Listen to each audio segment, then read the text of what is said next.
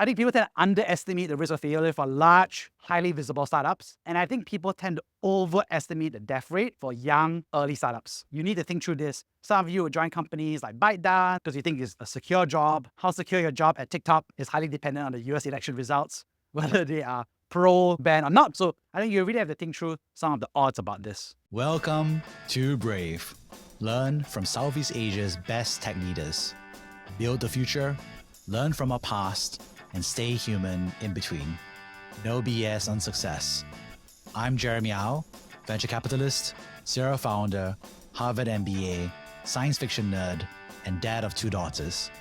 Every week, we debate startup news, interview changemakers, answer listener questions, and share personal insights. Join our movement of over 40,000 members and get transcripts, resources, and community at www.bravesea.com. Stay well and stay brave. For over 100,000 years, life sucked for humans. The next generation was going to have the same life as me. I would have the same life as my parents and my grandparents. I was fighting for berries and fruits and surviving out there, and life was forever going to be the same. Something special happened around 1,000 years ago, and you can see that in your religious texts. You can see that in the course of history.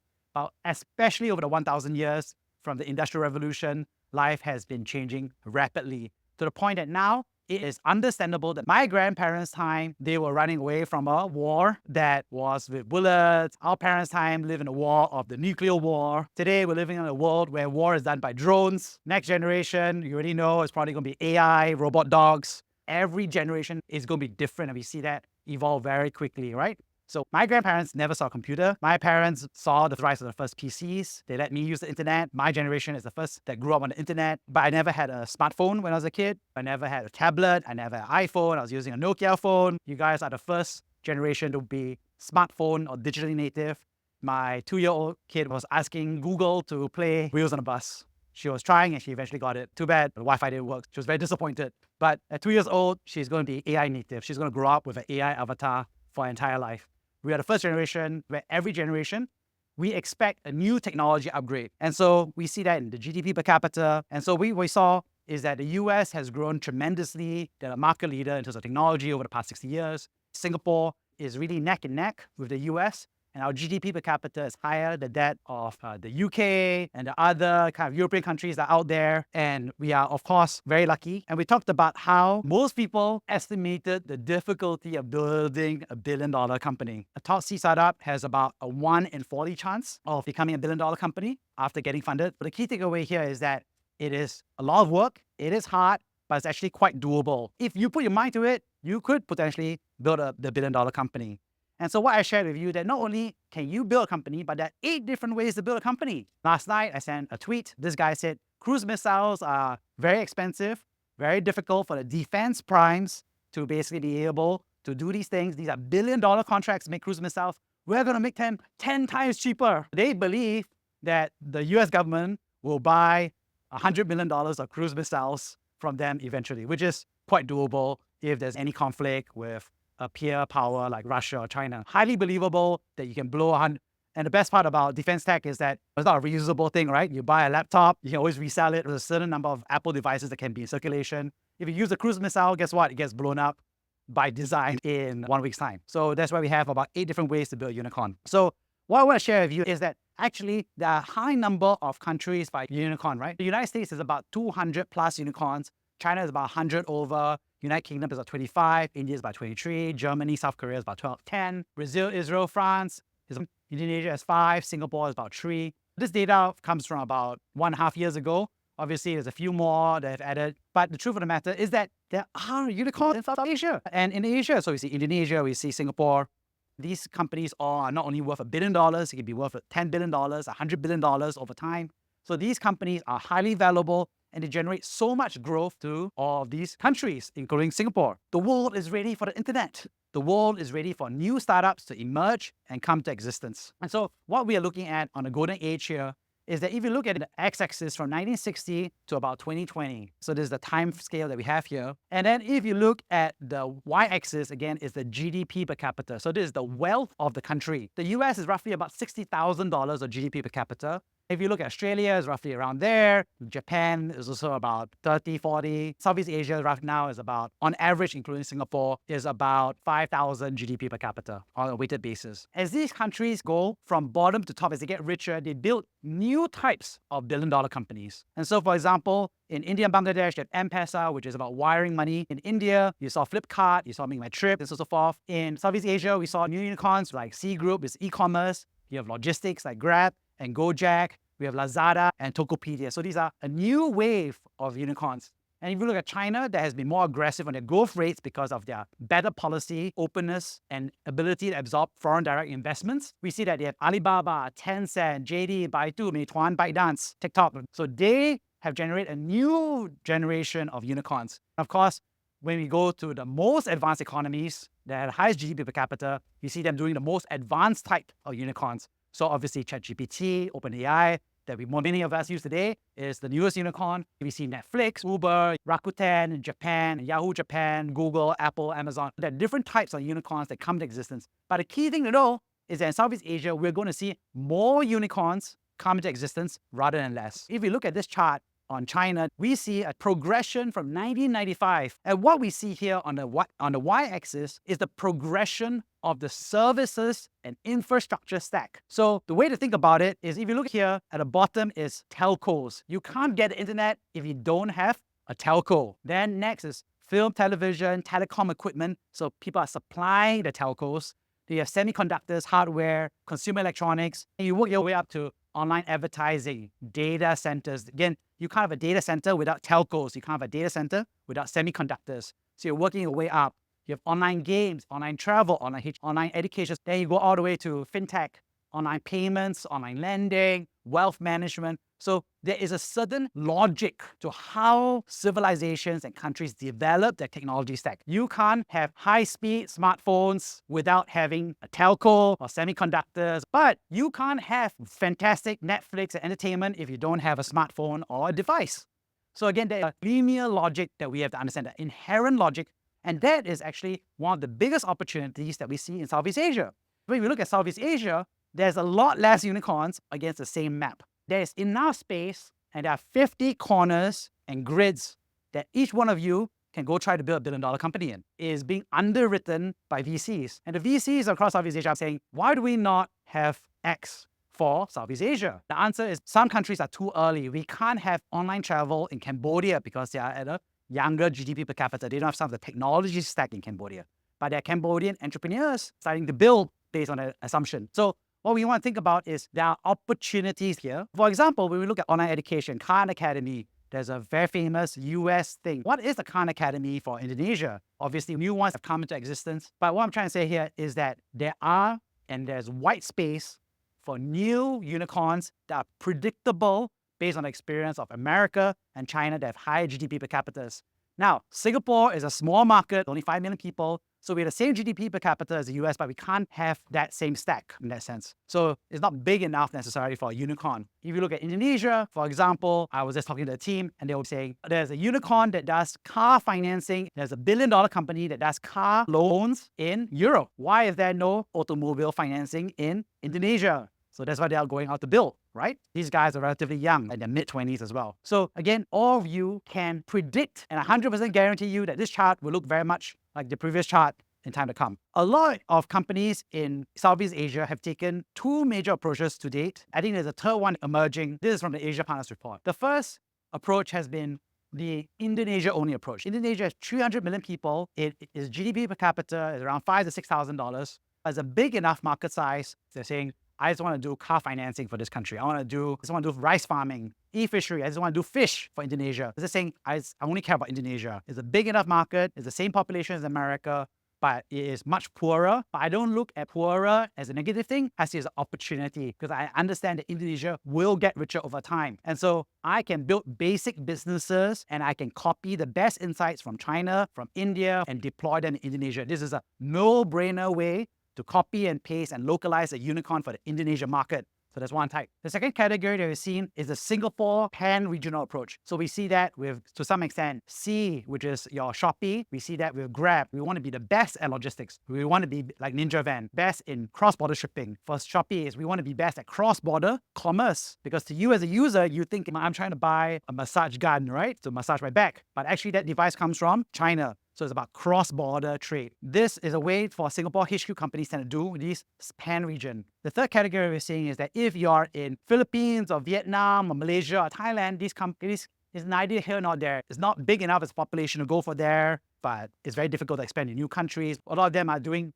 multiple blades of monetization within the same country. So for example, you see a pizza chain in Thailand, they're doing very well, they're doing pizza, they're basically Pizza Hut, but then they're vertically integrating, they're doing their own agriculture, they're making their own stuff. Basically, they're trying to monetize, instead of $100 million across, they say, I'm going to build 10 times $10 million businesses in Thailand. So it's a mini conglomerate within the country, because they're saying it's easier for me to stay in Vietnam and build 10 things in a row for the same Vietnamese person than it is for me to go to another country. Whereas for Singaporeans, they're like, wow, I really understand the region. I rather build Grab in as many different countries, but build one product across multiple countries. This is a different competitive strategy. And of course, the fourth category that we see is that companies that are truly global, right? So you happen to be serving the US or Europe, but you just happen to be based in Singapore. We see this a lot for crypto. For example, they don't really service the domestic market. They're servicing a global market in many ways. For example, with Binance and so forth, they're serving a global, probably industrialized market, but it's happened to be headquartered and remote distributed across Southeast Asia. So those are the four types of unicorns paths that we're seeing in Southeast Asia. So when we think about this as a result, we see that there has been VC capital deployed. America has seized the largest amount of US capital deployed to startups. Europe is second, and then China is third. India is getting about 25 billion. Southeast Asia is getting about 10 billion. LATAM is about 8 billion. Africa is 5 billion. And Middle East is about 4 billion, right? So this is a way for you to think about how much money is flowing into Southeast Asia. The good news is that in Southeast Asia, all the $8 billion comes via Singapore because people feel comfortable with a Singapore domiciled company, similar to how people like a Delaware registered company in the US. You have the law, you have the financiers, you have the courts, you have the systems, you have the incorporation services, you have accounting services, you have the fund managers. But the reason why is a lot of foreign direct investments are being headquartered in Singapore. What we're trying to say here, of course, is that it will go up. Technology goes in bull and bust. There was a growth between 2013 to 2021, and then there was a decline in 2022. 2023, 2024 has relatively been flat since then. In general, I think the way to think about it is that there is a general uptrend. We are going to see more technology startups being built in the hope of building more unicorns over time. I am pretty sure that many will take jobs with one of these unicorns, either because you want to crush it in a small one to make it a unicorn, or just join Shopee or Carousel or other companies that are there. What I'm trying to say here is that it will become more and more present instead of less and less present. And so as a result, you see that valuations have been growing over time. So this is a way to think about it from, for example, I think the easiest way to look at it is that in general, a lot of companies in 2021, they're raising about $1 million and they had about 5 million valuation. So imagine, I've seen this, right? So imagine you could have $2 million in 2 years if you just figure out the right startup. After 2 years, they become $17 million. And after 2 years, those that survive will become about $55 million of valuation. So within 6 years, and this is the dream, right? How hard do you want to hustle? Why do you want to be paid $100,000 for the rest of your life? Why not own $20 million, $30 million of stock within 5 years? That's kind of a dream. But of course, the odds are hard, right? 1 in 40. But, do you want a 100% chance of being a DBS middle manager for the rest of your life? And you tell your grandkids that you should be proud of me. I am a DBS middle manager. Nothing wrong with DBS. Or do you want to tell your parents or your kids, you know what? I took a shot. 1 in 40 chance.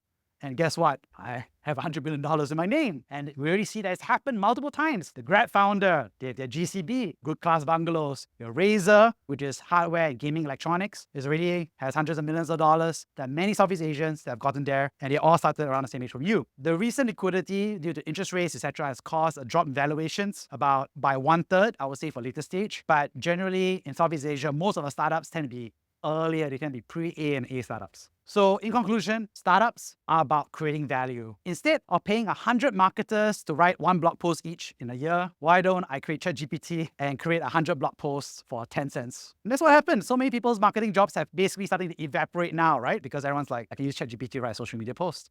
Secondly, Southeast Asia will have more unicorns, not less, not the same number, there will be more. It will be built by young people is inevitable. Every year, you're going to open an article. Every day, I open up an article, and I'm like, shit, that's the thing. So we'll come. Lastly, we can choose to improve our odds to found, operate, and fund successful startups. Startups, it's a game. It's a system. It's hackable. It's learnable. It's a skill we can improve. I'm not telling you that you will become the best player. Anybody who's giving $1 million, if they're an idiot, they lose their job very fast. Can you imagine being a finance manager and deploy $1 million and like, oops?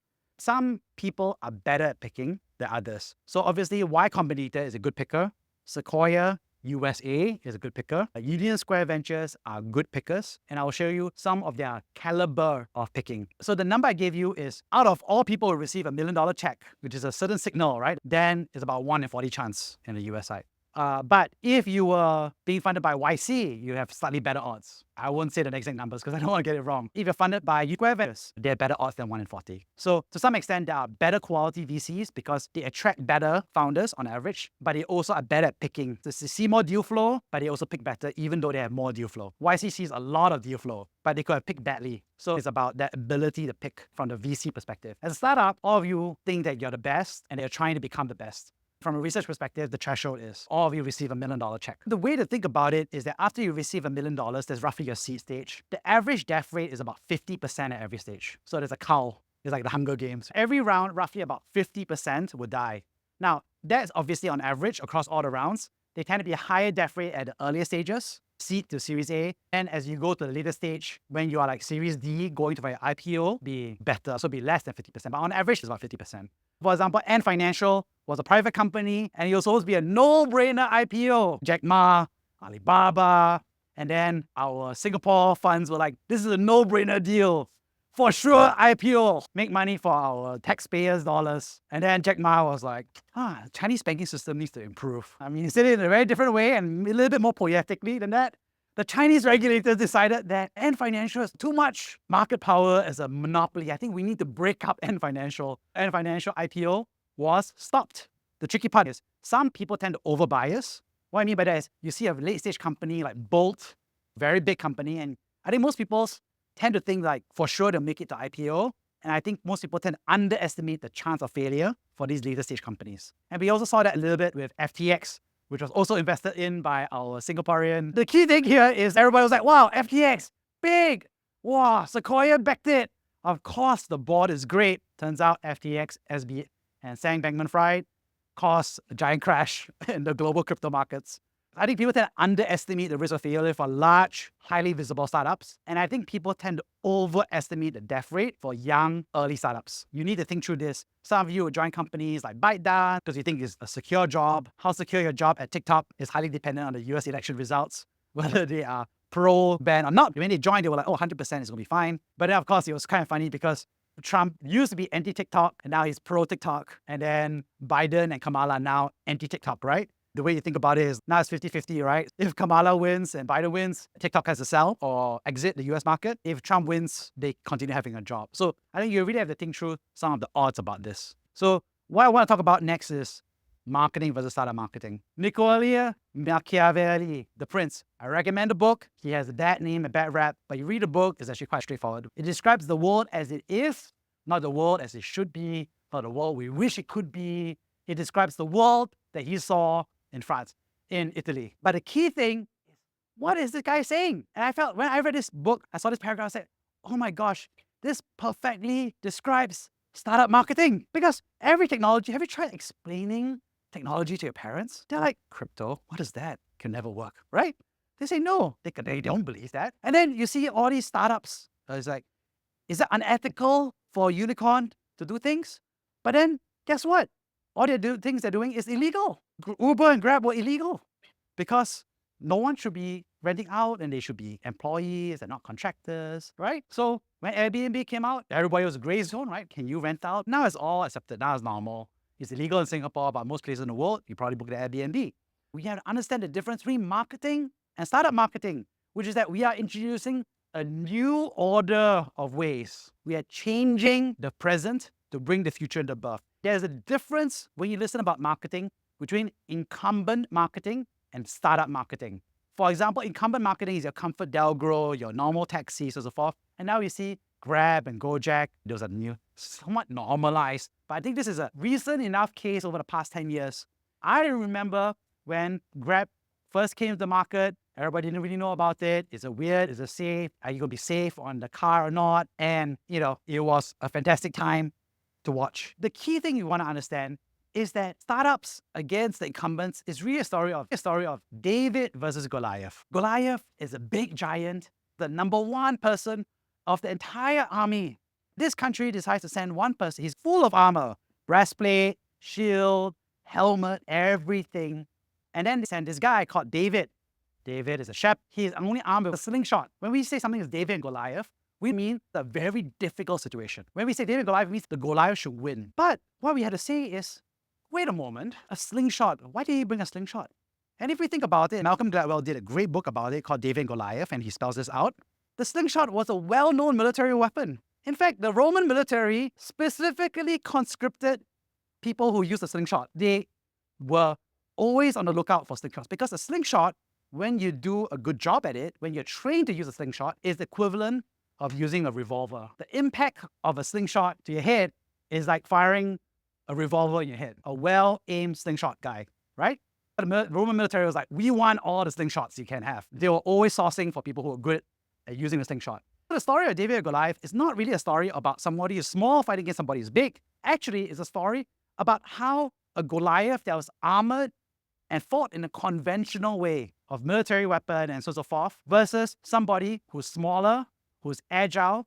And the story of that book is that they offered David armor, and the guy said, I don't want armor. I got to play to my strengths.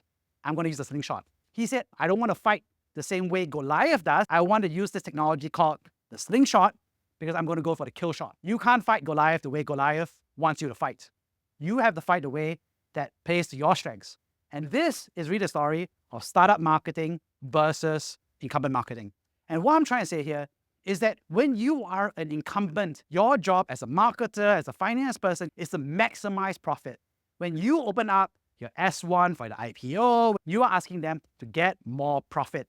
When you get more profit, you want to get more SKUs. For example, when we open up the shopping mall, we see multiple SKUs. Yesterday I was at Lazada and I found out that KitKat now has breakfast cereal. I looked at it, I was like, wow, KitKat has cereal. Amazing. I really tempted to get it. I shouldn't buy it, and so forth. KitKat basically said, here's the opportunity. We have KitKat. We can make it a cereal. Let's maximize it. So they want to maximize marketing. And trust me, there were people in your shoes. There's a finance guy, there's a supply chain guy, ops guy. All of you were sitting at a team and say, okay, how do we bring KitKat breakfast cereal to market? Now, all of us today are very into oat milk. But you know what? Oat milk has not been around for more than 20 years. It is a startup that made oat milk. And now it's a billion-dollar category. In fact, 10 years ago, I never heard of oat milk. In fact, and now everybody loves oat milk because this guy in Europe said, what if you take oats and blend it with vegetable oil and sugar and sell it as healthier for you? And then what? Everyone wants oat milk, premium and so forth. Before 20 years ago, you guys can see on Wikipedia, there's no such thing as oat milk. There's some ancient Chinese history about some guy, thousands of years, discovered soy milk, right? Oat milk did not exist until 20 years ago. It's the newest invention and is marketed as healthy, is marketed as natural. But I always tell you people, it's like, it is so natural. Why didn't it exist 20 years ago? It's as processed as everything else, which is why some people are starting to push back against oat milk, push back against the marketing of oat milk. But again, oat milk is a startup. The key thing we're trying to talk about is that incumbent marketers are about scaling, is about maximizing, lowering costs, is about getting as much margin as possible. And startups is about experimentation, creating new things. So if we think about it, is that in cigarettes company, in tobacco, they are trying to get as much tobacco that's out there, right? They try to cut costs, make sure they play nice with regulators, etc. About 15 years ago, some Chinese guy in Shenzhen was like, you know what? I really like smoking, but can I make a smokeless cigarette? That's what he called it back then. And so in Shenzhen, this guy tinkered with himself, and then he created the first ever vape. Vapes never existed 20 years ago. It only came to existence over the past 15 years. So this guy, Asian guy, created it, and he made a vape. And then it became very popular, and now everybody's vaping everywhere. What I'm trying to say here is that this is a new technology that some guy invented, and it happens all the time. And so what I'm trying to say here is that every startup really goes through a jungle, road, and highway. When we talk about startups, we know that there are different sizes of startups. A big startup, a small startup. But what I'm trying to say here is that we should think about it as the jungle, the dirt road, and the highway. A jungle startup is when you are in the jungle. And that means you have no idea where you are. You have no idea where to go. Your job is to figure out the direction. Normally, startups at this stage are one person, maybe two-person teams, and they're trying to figure out, what am I building? How much do I charge? What problem am I solving? If you look at the story of Spanx, which is athletic wear, the founder was saying, you know what? My pants don't work for exercise. I want to get something like Spanx. And so it became a billion-dollar company eventually. By that point, everyone's like, what in the world is happening? People look down on these startups, right? Because they're kind of lost, they're confused. And we talk about valuation and staging that we have here. Tend to be very low valuations, or maybe they're worth $0 because this is a stage. The dirt road happens when you kind of know what's happening. You kind of know the customer. You kind of know what you need to charge. You kind of know all these things, but it's still hard. It's still like have to rustle out people. I can tell you that I'm at a startup that is exactly at that stage because I know the product. Nobody wants to die from cancer. It's got 126 million valuation. It's got A-star support, a government support. And you know what? I made 2 job offers over the past week, and both times I got turned down. To me, it's a no-brainer. I'm like, guys, this is a product. This is going to make it. For sure it's going to make it. And then both of them were like, thanks for the job offer. I'm going to do something else a little more stable. And then the third category that we have is the highway. And this is your very large startups that are not necessarily public yet, but they have everything that is a routine. They understand the repetition. They understand the guidebooks. They know their customer. They know the price. They're optimizing. Their job is to get as many trucks down the road in convoys as possible. And so this is the 3 types of startups. Obviously, you have other companies like Apple, like Grab. These now public companies. They're no longer a startup. These are 3 types of startups that you can see. Jungle, dirt road, highway. At each stage, you will have a different set of metrics, different marketing tools, and so forth. The kind of person who likes to work at Intel or IBM is very different from somebody who wants to work at Facebook or Meta. Is a different type of person, even in technology, which is very different from working at a highway company. Not too many at this stage now in Singapore. I guess ChatGPT may be close to that. I mean, it's a billion-dollar company now. They know what they're doing. They know what they're building. They're iterating. They're improving. They know what they want, right? So I think ChatGPT is a good example that is on one end of the scale. And then the middle of the scale is like your companies around 100 million valuation, 50 to 100 mil. And then your jungle is really like 0 to 10 to 20 mils. You have no idea what's going on, trying to figure out what's going on. And so this is a good example of Jeff Bezos, Amazon, billionaire. He used to be a finance guy. When he graduated from college, he said, my dream is to be a finance person. He became a finance person. And then one day he said, you know what? I want to buy and sell books. And so that was his first idea. And then he has this early group, right? And then he was fighting against Barnes and Nobles. He was fighting against Borders, Popular Books, all these bookstores, publishers, etc. And now we know Amazon's a giant. It's a billion-dollar company. He runs AWS. They have stores. And everybody is kind of like Amazon, right? When we think about Shopee, we think about Shopee is copying Amazon, right? We look at Temu or Shein, they're trying to out Amazon, which is that the key realization is that people want cheap stuff really fast and everything else, whatever. And so everyone's kind of learning that. And now this startup that's gone through jungle, dirt road, highway, now it looks like this. When you think about marketing, most of the marketers today and most of the methodology you're learning are really focused on companies and highway mode. They're public companies. You may say P&G, Unilever, DBS, Capel, these companies know what they're doing. And when you become a marketer of them, you're going to learn a sub-aspect of an aspect. The marketing team is 100 people, 1,000 people. You are part of the playbook and you're supposed to execute the playbook. And it's not a bad playbook to do, but you just have to be self-aware that these, by nature, are large teams. Number 2 is anything to launch requires a lot of preparation and coordination to get everything done. And lastly, the cost of a mistake is more expensive than the reward of discovery. For example, CrowdStrike, you saw all the computers went dead around the world. CrowdStrike was a very large company that was servicing as a billion-dollar company that didn't exist 20 years ago. And some person on the team was like, you know what? I can release this without testing it. And he created a global economic catastrophe because all your Intel computers went into the blue screen of death. So you can imagine that after that, everyone was cursing and swearing at him.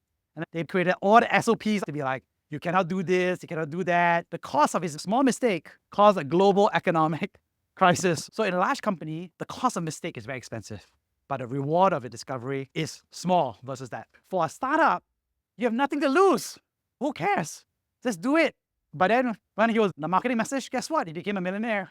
Too bad he didn't fulfill on that marketing message. More importantly, he allegedly made certain promises that he didn't disclose. I'm not saying that he did anything wrong. I'm just saying that he didn't know what to do, right? Marketers tend to struggle when they join startups because they are used to the highway company lifestyle. They want high cash, high stability, work 9 to 5, lots of leave, to go on holidays. No. If you're a startup marketer, your job is a startup, it's high risk, you're on call all the time. When you are a great startup marketer, or you understand great startup marketers, you see they are able to discover and mobilize. You and I both know there's a lot of marketers out there that can neither discover new things, neither mobilize. But as a startup marketer, you got to discover, you got to grab the opportunity, persuade people to do it. Whatever the campaign is, time is money, money is time. Let's go get it done. That is the mark of a great startup marketer, someone who hustles and gets stuff done. They need to be able to mobilize and execute, but they also have to be able to discover the customer. They need to understand what is the message that works. They have to discover what is the truth that makes us tick. Thank you for listening to Brave. If you enjoyed this episode, please share the podcast with your friends and colleagues. We would also appreciate you leaving a rating or review.